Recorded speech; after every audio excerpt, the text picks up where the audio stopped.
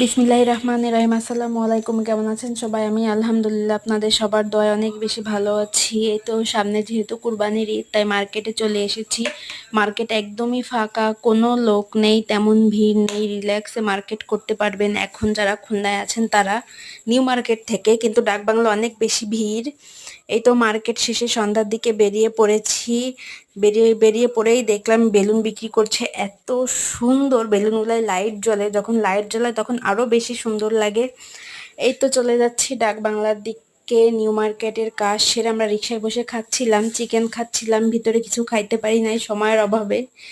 Top টেনে চলে এসেছি, সবারই পরিচিত শোপিস ওয়ালমেটগুলা এত সুন্দর, কিন্তু অনেক বেশি দামে। এখান থেকে কিছুই কিনতে পারিনি, জাস্ট পুরোটা ঘুরে দেখে বেরিয়ে চলে এসেছিলাম, বেশিক্ষণ ছিলামও না ওইখানে। অনেক দাম জিনিসের। এই তো চলে যাচ্ছি, এখন বাসার দিকে যাব। কেনাকাটা অলমোস্ট শেষ। সবাই দোয়া করবেন আমার জন্য। ভিডিও ভালো লাগলে লাইক কমেন্ট শেয়ার করবেন। আল্লাহ